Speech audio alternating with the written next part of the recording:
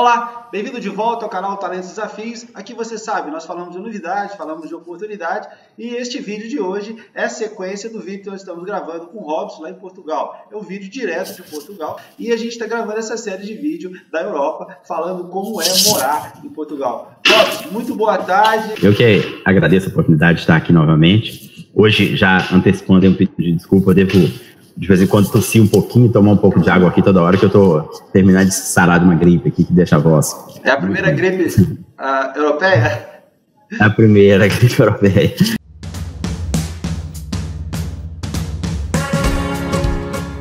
Hoje a gente vai falar de um assunto muito importante, Robson, que é custos, ou seja, qual que é o valor de investimento, o valor necessário, custo de vida. Queria que você nos desse uma panorama muito genérica aí, ou até detalhada mesmo, de quais são os custos, como é que se vive aí na Europa. Semana passada, naquele primeiro vídeo nosso da nossa série, se você ainda não viu esse vídeo, tá aí, eu vou deixar aqui para você, vou deixar no card aqui. Você vai poder acessar esse vídeo e poder ver sobre essa conversa que nós tivemos com o Robson, contando pra gente a imersão dele lá nos Estados Unidos, a imersão dele lá em Portugal, se preparando lá. Tô falando tanto dos Estados Unidos que agora tudo é... Tá vendo? É. Eu vou voltar para a Europa. Bom, Robson, primeiro a gente queria falar com o pessoal que ainda não viu aquele vídeo nosso, né? O que você está fazendo aí na Europa, em Coimbra, em Portugal? Então, eu vim para cá tem um mês e meio que eu cheguei até aqui, né? E meu objetivo é fazer um período sabático aqui. Com uma característica um pouco diferente, que eu não tenho ainda uma definição exata de qual tempo esse período vai durar. Normalmente o período sabático as pessoas estabelecem um tempo com antecedência, né? Um ano, em média, às vezes menos que isso quando não se tem essa possibilidade e tudo mais. No meu caso é um pouco diferente, eu deixei as minhas atividades profissionais aí no Brasil, né, como consultor, executivo de empresas, que eu era até então, até a metade deste ano, me desliguei dos projetos em que eu estava e vim para fazer uma série de atividades aqui, não ligadas à questão do trabalho, né, desde iniciar no ano que vem um doutoramento, em história, enfim, fora da minha área de atuação, realmente como um hobby, até outras atividades que estão e serão ainda desenvolvidas a partir do ano que vem. Fazer o caminho de Santiago de Compostela, enfim, são coisas que eu vou aproveitar esse período para fazer. Né? Como é que está esse 45 dias que já está aí, né? O que você tem vivido? Isso. O que você tem visto? Eu vi que suas palavras já estão meio aportuguesadas, já está falando doutoramento e não doutorado. Como é que está isso aí? Fala pra gente. Pois é, mas isso na verdade talvez até um pouco de antes, porque eu vinha pesquisando há muito tempo mesmo essa questão do doutorado, né? Então a gente acaba falando aqui mesmo. Mas é incrível como que estando aqui, apesar de eu, por estar alocado inicialmente, eu optei por não alugar uma casa, acho que eu já falei isso no outro vídeo, mas eu optei por não alugar uma casa por enquanto, e sim ficar numa residência estudantil. Tem cerca de, hoje, 40 e poucas pessoas nessa residência, é uma estrutura própria para esse tipo de situação, só aqui, nesse momento, tem pessoas de mais de 14 países diferentes, só nesta residência, né? Então, a gente, na verdade, convive com gente de todos os lugares, mas mesmo quem está aqui está aprendendo a falar português. Então, acaba que você também usa muito o português, inclusive de Portugal, porque tem alguns portugueses também que moram aqui. Então, a gente acaba pegando alguma mania mesmo, assim, eu noto que isso acaba influenciando. Bom, na verdade, Roger, assim, esse período tem sido um período bastante interessante, é um período de adaptação. No primeiro momento, que eu mais fiz até há 2 semanas atrás, primeiro mês, primeiras 5 semanas, digamos assim, o que eu mais fiz foi cumprir as partes burocráticas, porque apesar de eu já ter vindo com o visto, né, já tive todo o processo de retirada do visto. Você está com o visto D7, não é isso? Isso, no visto D7, que é para visto para quem é aposentado ou tem renda. É o visto que você consegue seguir, não é isso? Ele é um visto que originalmente foi criado para quem é aposentado, né, do INSS, ou outras pessoas que têm outro tipo de renda, né, que podem se manter aqui no Brasil, aqui em Portugal. Ele é um visto que não me permite que eu trabalhe, por exemplo. Ele permite que eu empreenda. Caso eu queira ser empreendedor, abrir uma empresa, eu posso fazer isso a qualquer momento. Mas, como trabalhador, como funcionário, como executivo, por exemplo, que eu fui aí, eu não posso exercer essa atividade aqui. Não é mesmo meu fim, meu objetivo, né? Então, eu acabei vindo com esse visto. E você tem uma série de questões burocráticas que você tem que cumprir aqui, que eu acabei passando as primeiras semanas cumprindo, né? Agora que eu estou realmente conseguindo começar a curtir um pouquinho, já fui esse final de semana fazer uma viagenzinha, enfim, e começar a buscar um pouquinho, até mesmo me organizar em termos do meu dia a dia, o que eu vou fazer daqui para frente, Mas tem sido uma experiência, então, bastante interessante. Robson, nós temos muitos assuntos, espero a gente gravar vários vídeos, contar bastante cada coisa dessas aí. Hoje o nosso público hoje está interessado muito em saber quanto que gasta em Portugal. Por exemplo, eu quero mudar para Portugal. Eu, uma família, eu sozinho, né? Vamos considerar uma pessoa solteira. A pessoa quer ir para Portugal. Ela não está indo para estudar, ela não está indo para ficar um tempo. Ela quer mudar para Portugal, quer emigrar para Portugal. Eu queria que você nos desse um panorama do que você já conhece sobre o quanto é necessário, o que ela deve cuidar mais nesse primeiro momento, quanto que seria um valor para ela poder ir, um custo mensal, por favor. Entendi. Então, Roger, essa pergunta, assim, ela tem como ser respondida, né? Eu até escrevi um pouco sobre isso no meu blog, mas falando sobre a questão de período sabático, que é muito diferente de quem vem morar, né? Quem vem morar, eu vou falar primeiro os valores gerais, depois eu tento detalhar um pouco. De forma geral, o que se fala, né, e realmente é algo que eu já pude comprovar, é que, pensando primeiro em um casal, né, um casal vai viver aqui de forma razoável, provavelmente com 1.300, 1.500 euros, certo? É um valor em que as pessoas vão conseguir ter uma vida com dignidade, né? O que está incluso nisso aí, quando você fala esse valor de 1.300 euros? Então, o que ocorre? A maioria das pessoas que vêm para a Europa, elas vêm basicamente em busca de qualidade de vida, e esse conceito de qualidade de vida, apesar de que ele varia de pessoa para pessoa, mas ele envolve necessariamente coisas que às vezes a gente não tem no Brasil. No meu caso, por exemplo, eu me preocupo muito com a questão cultural, o acesso à cultura. Então, esses 1.500 euros, eles envolvem também, isso para um casal que eu estou falando, tá? E às vezes até muita gente coloca um casal com filho, por exemplo, consegue viver com essa grana de 1.500 euros, com uma criança, por exemplo. Isso é um valor que as pessoas vão pagar o aluguel, que é o que mais pesa. Em geral, aí 30% desse valor, no mínimo, vai para aluguel. É um item que sempre foi mais pesado em Portugal e está ficando pior a cada dia, à medida que mais pessoas vêm para cá e que mais turistas o país recebe. O país tem recebido horrores de turistas, né? Mais de 20 milhões de pessoas no ano passado, para um país que tem 10 milhões de habitantes. Então, muitos imóveis também têm ido para o Airbnb, ou sites como o Airbnb. E, consequentemente, o aluguel aumenta muito. Mas esses 1.500 euros, a pessoa vai pagar seu aluguel, vai se alimentar, né, de forma muito tranquila, muito digna, como se faz, claro, aí no Brasil. Às vezes ela tem condição melhor. Vai ter o acesso à escola e à saúde, que são basicamente gratuitos, né? Algumas escolas pagam-se a taxa de alimentação, tem um estudo que se faz da sua renda. Dependendo da sua renda, você nem paga alimentação, nem material, ou dependendo, você paga alimentação e material, mas são valores baratos, a pessoa vai pagar, e vai ter um certo nível de acesso a essa questão que eu chamo de qualidade de vida no aspecto cultural. Vai poder passear de vez em quando, não vai ficar viajando pela Europa toda com esse valor, claro que não, né? Mas vai poder viajar pelo menos por aqui para Portugal de vez em quando, ou ir à Espanha alguma vez, sei lá, a cada 2, 3 meses, ou alguma coisa assim, enfim. É algo que dá um nível de qualidade para a pessoa. Lembrando sempre que a maior parte das pessoas que vêm para cá não vem em busca de ganhar muito dinheiro e ficar rico, né? Elas vêm em busca de mais segurança, saúde, educação, que é uma educação de ótima qualidade, reconhecida em toda a Europa, a educação portuguesa. Os jovens portugueses saem muito do país para os outros países europeus e têm muita oportunidade de trabalho, porque tem uma educação muito bem desenvolvida aqui em Portugal. Então as pessoas conseguem viver com esse valor. Uma pessoa só, aí depende do perfil. Por exemplo, quando você vem uma pessoa só e ela vem para estudar, vem para ter a vida de estudante, tem gente que se vira com 700 euros, 800 euros, certo? Uma pessoa só, como é o meu caso, que estou sozinho em Portugal, e que, enfim, também não tem, né, uma outra pessoa, não tem filhos aqui, né? Então, isso gira aí acima de R$1.000, uma pessoa consegue viver de forma também razoável, né? Como o meu objetivo é viajar um pouco mais, desenvolver outras características, e eu vou fazer o doutoramento também, né? O que implica aí, apesar de que proporcionalmente é muitíssimo mais barato, pra você ter uma ideia, a mensalidade de doutorado aqui na verdade, ele chama de propina. A propina estranha. É estranho pra gente, né? A propina anual aqui é pouco mais do meu curso, é pouco mais de 1.400 euros ano. Isso dá pouco mais de 150 euros mês. 120 euros mês, na verdade. Poxa, isso significa menos de R$600 mês. Então é muito barato, né? Então, nesse caso aí, com 1.200 euros, tendo algumas outras atividades como eu vou ter aqui, você vive muito bem, vive com tranquilidade, você se diverte, você vai a pubs, você não vai, como eu escrevi no meu texto falando de sabático, mas serve para quem mora aqui, você não vai ficar indo em restaurantes, 1, 2, 3 estrelas Michelin e gastando 70, 80 euros, 50 euros em um restaurante, né? Você pode fazer isso muito de vez em quando, mas se você quiser fazer isso sempre, aí claro que aumenta é mais. Por isso que é muito relativo, né? Por isso que é muito relativo, né? Então, a pessoa que mora no Brasil tem uma vida de classe média, né?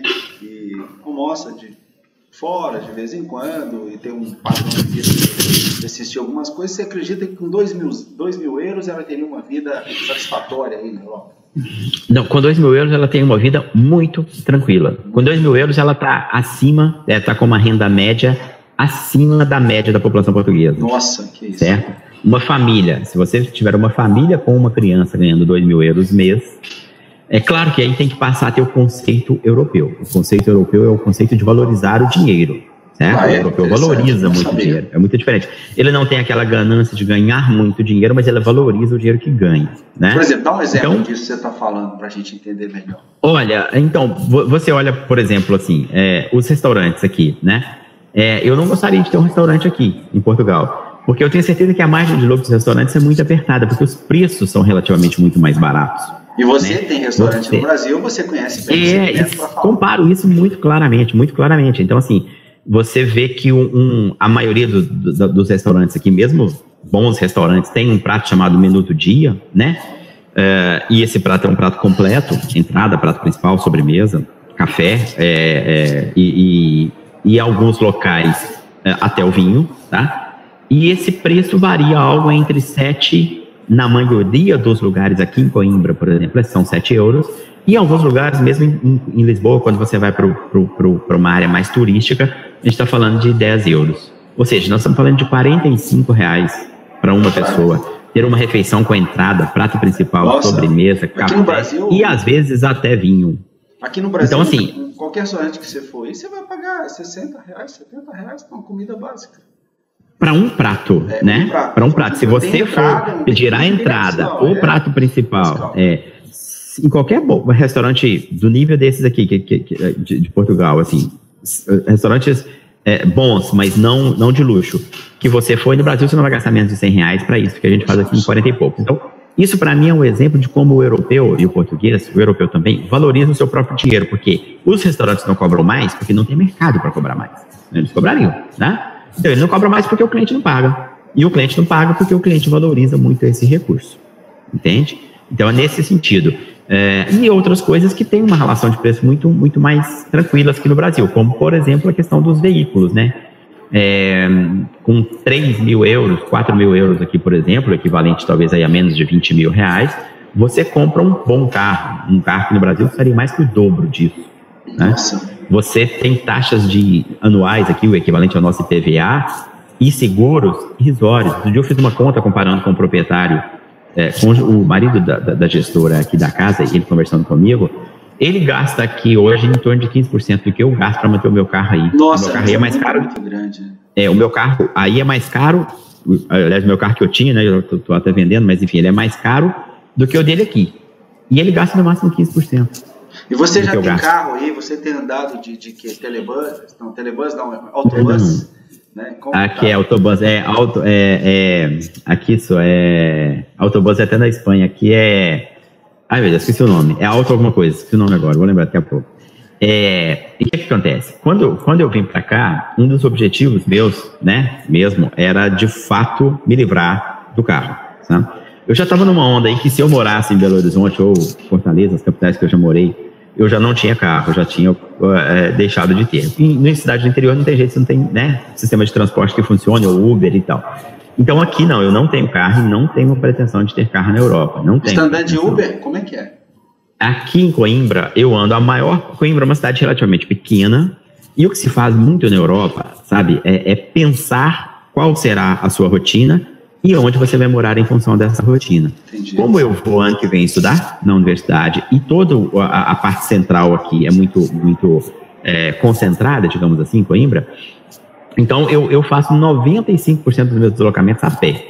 De vez em quando eu pego um ônibus, eu já andei de ônibus 2 vezes só e 2 ou 3 vezes de táxi. quando é algum lugar mais longe, ou se eu vou no shopping e comprei alguma coisa mais pesada e tal. O resto é a pé, entendeu? Assim, mas isso é uma opção minha, né? Eu gosto de andar, sempre caminhei bastante, gosto de correr e tal, então isso me traz até uma questão física. Então, mas para quem anda também, para quem for andar, por exemplo, tem um sistema de ônibus razoavelmente bom aqui em Coimbra. Em Lisboa e em Porto, que são as duas principais cidades do país, você tem metrô de muita eficiência, né? Então não há mesmo necessidade. A maioria das capitais europeias, quem vem de outros países com esse conceito mesmo de buscar mais qualidade de vida, uma vida mais tranquila, não opta por veículos, não opta. Porque não há necessidade de morar no subúrbio. Diferente dos Estados Unidos, que muitas vezes, para ter uma boa localização, você tem que morar no subúrbio. Obrigado. E aí você tem que ter o carro para se deslocar. Aqui não é esse conceito, né? Aqui, em geral, você tem boa oportunidade de localização, de morar em áreas ainda centrais. Tá? Isso vale para... É claro que são áreas um pouco mais caras. Se eu não morasse onde eu moro aqui hoje, ou quando eu alugar casa, se não alugar aqui perto, for lugar mais longe, eu vou alugar muito mais barato, né? Mas aí talvez dependa de um carro. Mas a minha opção vai ser sempre a de estar bem localizado, às vezes pagando até um pouco mais de aluguel, mas para não ter que ter o carro. Tá. Robson, e a parte de segurança? Porque quando você fala de andar a pé, andar de ônibus, né, as grandes cidades do Brasil, nós sabemos a dificuldade disso. Você tem gente muito boa, gente muito educada, muitas vezes gente empurrando, aquele calor, aquela coisa toda, e o problema da segurança, que você tem medo mesmo. Como é que é isso aí em Portugal? Cara, então, eu tô me organizando aí para se tudo der certo, minha filha vir morar para cá, aqui o ano que vem. Oh, que bom. E principalmente por causa dessa questão, sabe assim, você poder andar com o seu telefone na mão, a qualquer momento, com o telemóvel aqui na mão, a qualquer momento, sem problema. Você atravessar a rua com a certeza de que o carro vem e você pode atravessar, que ele vai parar. Obviamente, eu nem sempre tenho essa certeza ainda, porque eu estou aqui muito recente, então eu ainda estou naquela de esperar o carro parar. Mas a maioria dos portugueses, todos chegam, viram, atravessam a rua e pronto, sabem que o carro vai parar, né? Com relação aos ônibus, às vezes que eu andei não estavam cheios, né? Às vezes eu acredito que possa estar cheio sim, mas do ponto de vista de violência, de risco de roubo, isso não, é inexistente, basicamente, assim, sabe? Um respeito muito... Vou contar um exemplo. Em julho desse ano, antes de eu me mudar, eu tinha vindo para cá, resolver umas outras situações aqui, e estava num Airbnb, lá em Lisboa, e eu estava tomando café da manhã e tinha que sair, chegar num determinado local. E aí falei com a senhora, olha, eu vou ter que... Depois a gente continuou a conversar, porque eu vou ter que pegar um Uber agora para eu ir ali e tal. Aí ela falou, olha, mas por que você vai aonde? Eu falei, vou lá na praça. Mas você vai de Uber por quê? Aí eu falei, porque eu não sei andar aqui direito, né? Então acho que eu vou... Não, olha, espera um pouquinho. Pegou o telefone, Roger, olhou o telefone. Você tá pronto? Você vai embora agora? Aí eu falei, vamos embora agora.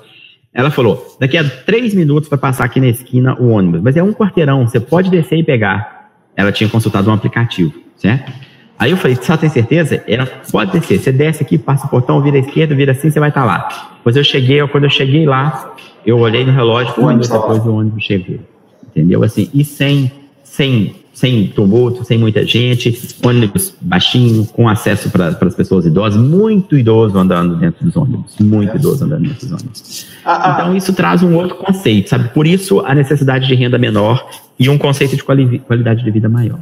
Tá, aqui no Brasil é tudo muito agitado, é tudo corrido, eu falava com os esposos um dia desse aí, você entra sábado, chega sábado, a semana voa, a gente olha para os filhos estão grandes, né? Estou com uma filha agora formando em medicina, o outro formou em gestão comercial, os mais novos, e fala, gente, a vida passou, né? E isso aqui no Brasil a gente sente muito. Você tem visto isso diferente aí em Portugal? Diferente, sem dúvida. Eu acredito que seja em quase toda, talvez, a Europa. A questão principal, Roger, é que o europeu, ele... A história se lê, às vezes a gente lê a divergência entre o fast food americano e os slow foods aqui. De fato, isso é um fato, sabe? Assim, as pessoas se preocupam em curtir mais os momentos, dentre eles a alimentação, por exemplo. É muito comum as pessoas, às vezes você está andando com alguém, né, um conhecido na rua, assim, às vezes a gente vai lá embaixo fazer alguma coisa junto com alguém aqui. Vamos tomar um café? Vamos. E o tomar o café deles é só tomar o café mesmo, sabe? É um café curto, né, que você tomaria ali em 10 segundos, Às vezes eles ficam 20 minutos, 30 minutos sentados na mesa, tomando aquilo.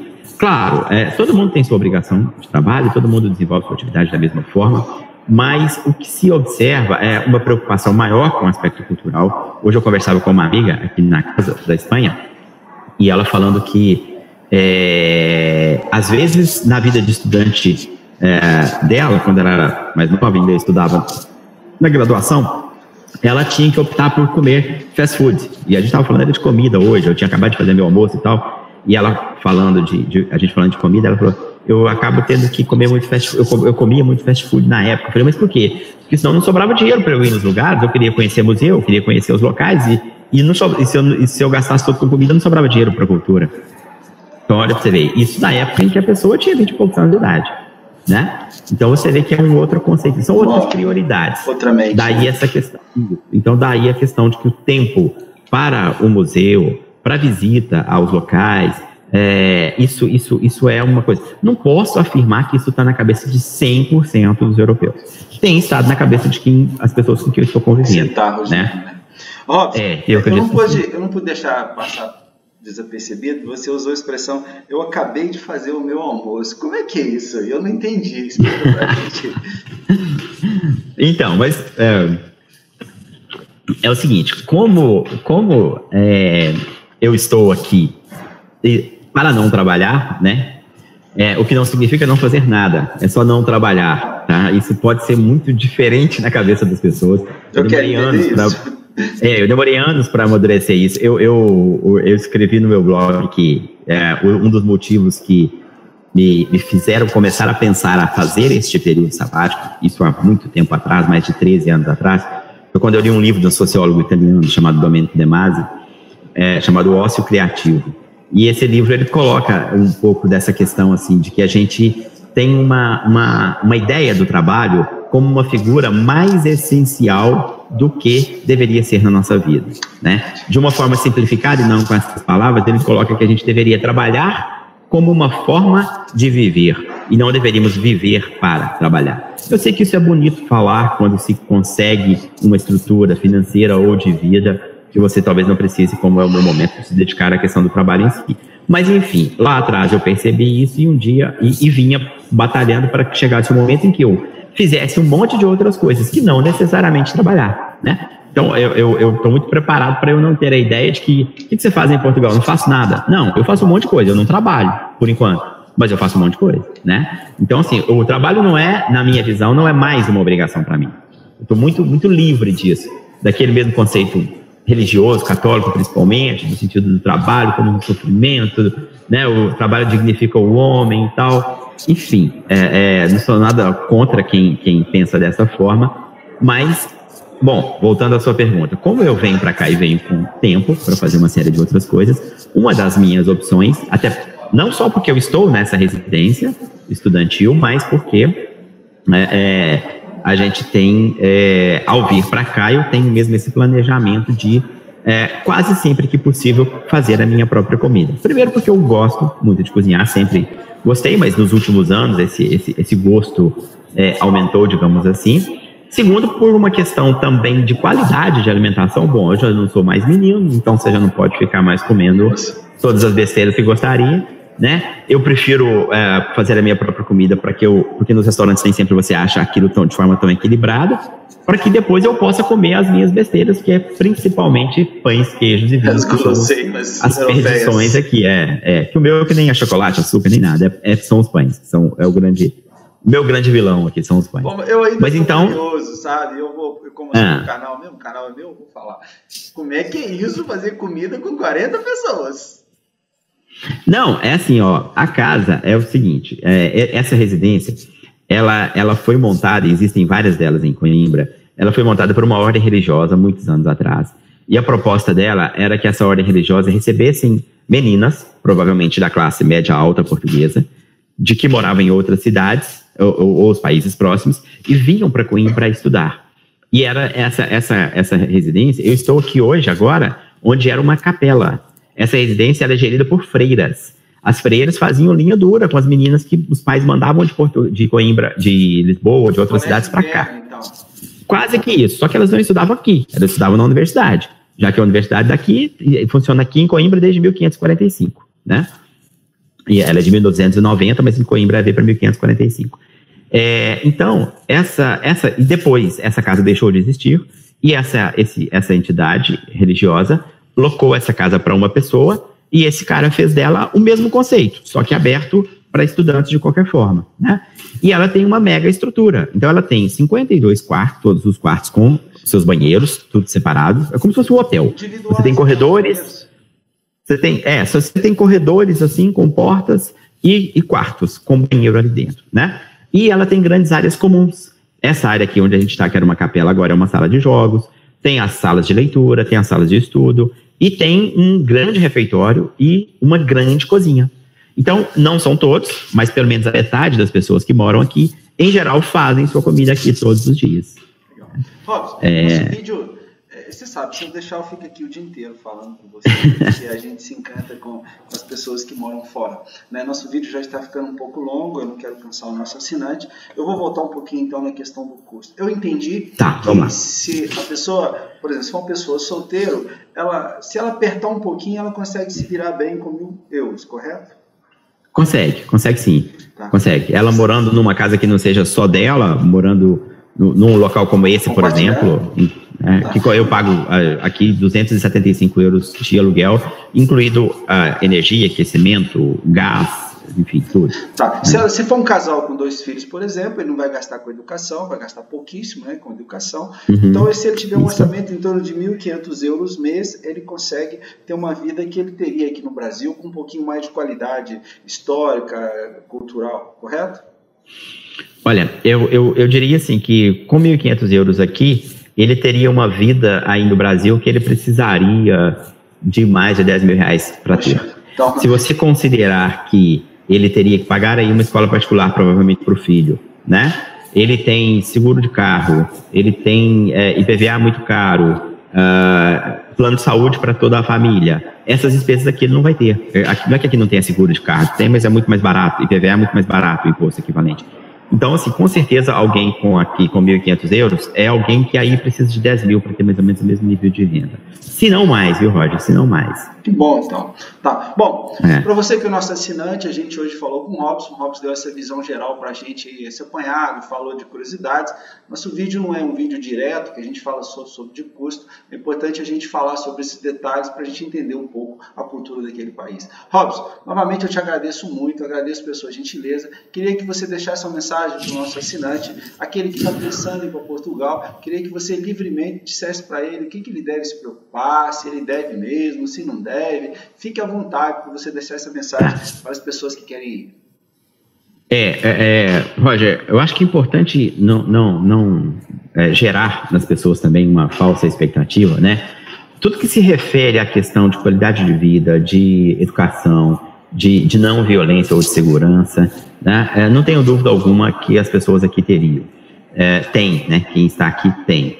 Algo que aqui ainda não tem de sobra é justamente emprego. Tá? Até tem, mas tem assim, empregos que não são empregos que de repente a pessoa teria aí com a mesma atividade. É muito comum você ver quem vem para cá trabalhar numa área muito diferente da sua. Então, se eu tivesse que dar uma dica, né, e de repente esse pode ser até um ponto para a gente falar depois no futuro em outros bate-papos. Se eu tivesse que dar uma dica para alguém para vir para cá, se eu não tivesse vindo na condição que eu vim, né, com o visto que eu vim, ou com o propósito que eu vim, mas mesmo assim eu quisesse vir para cá, eu viria como um microempreendedor. Eu acho que é uma coisa, um recadinho que eu queria deixar com Seria um visto D2? Um visto D2, sabe? Com a possibilidade de ir com algo em torno de 50 mil reais, um pouco mais que isso, claro. Reais você ou vir euros, abrir você uma... tá falando? 50 mil reais. Estou falando 10 mil euros ou alguma coisa assim. Mais uma garantia para ficar aqui alguns meses sem renda, enfim, para que a pessoa viesse e não ficasse refém de ter que vir para arrumar um trabalho, sabe? Porque o trabalho ainda não é algo que está sobrando aqui em Portugal. Tem, mas com remunerações relativamente baixas e difícil de se conseguir, principalmente quando se vem. Você vai conseguir os piores empregos com uma renda não tão positiva. Mas eu não vejo ninguém que veio para cá reclamando. Assim, pelo menos não que eu conheço. Eu sei que tem gente que veio, que está indo embora e tal, mas é uma minoria, eu acho que é porque realmente vieram com muita falta de preparação. E o principal é se preparar. Né? Se tiver que vir, se tiver que vir, se quiser vir, se preparar, estudar, planejar, enfim, ver programas como o seu, como esse bate-papo nosso, que tem muitos outros também que estão sendo feitos. Eu acho que é isso, a questão da preparação. Não vem só de rompante, de uma hora para outra, achando que é tudo mil maravilhas, porque a questão do emprego ainda é um problema. Bom, Robson, novamente, obrigado. Queria te dar uma informação, Robson, informação que eu recebi agora há pouco, que eu fiquei muito feliz. Esse livro meu aqui, ó, que chama Informática na Educação, é um livro de 266 páginas, um livro que eu escrevi durante vários anos, pesquisando em escola, em institutos, falando sobre o professor. Eu recebi a semana passada a informação de que minha editora aí de Portugal, de Almada, é isso mesmo a cidade, se eu não me engano? Tem a cidade de Almada, sim. Vai publicar esse meu livro agora aí em janeiro. Olha, certo? Muito então, bom. Você que é de Portugal, você que está aí, é meu convidado, eu passarei para vocês o convite do lançamento desse ainda, né? Vou fazer merchandising aqui. Essa semana também eu lancei esse livro aqui, que chama Estratégia de Crescimento com Software de Gestão Empresarial, aqui no Brasil. Um livro bem legal também, né? Que quem puder dar uma força pra gente, esse livro está disponível também para ser vendido nas maiores livrarias do país, tá? Bom, acabei de fazer o meu merchandising, agora eu queria combinar com você, Robson, nosso ouvinte, nosso assinante. No próximo vídeo a gente gostaria de falar sobre estudante, o seu doutoramento, ou seja, como que você preparou, quais são os processos, quais são as habilidades necessárias para ele se candidatar a um mestrado, um doutorado aí na Coimbra. Você pode me ajudar assim no próximo vídeo sobre isso? Claro, sem dúvida. Eu passo também não só sobre o que eu vou fazer, mas sobre tudo que eu tenho visto aqui com o pessoal todo. Aqui na própria casa, muita gente fazendo mestrado, doutorado, enfim, tem muita coisa legal também, os que moram com você são convidados a participar do nosso vídeo. Quando quiserem, vão ser muito bem-vindos. Tá bom. Tá? Bom, um grande abraço para você. Desejo você sucesso de sempre, né? Agradeço pela sua simpatia. Espero que logo, a semana que vem, nós estejamos aqui de novo com mais um vídeo. Tá bom? Tá joia. A gente se fala então. Obrigado, um abraço. Para você que é nosso assinante, um grande abraço. Se você gostou desse vídeo, deixa o seu like, se inscreva no canal, clique aí no sininho para a gente te avisar. E a semana que vem nós estamos aqui de novo com mais um vídeo sobre como morar em Portugal com o Robson, que tem nos ajudado muito aqui. Um grande abraço para você e até o nosso próximo vídeo aqui no canal Talentos e Desafios.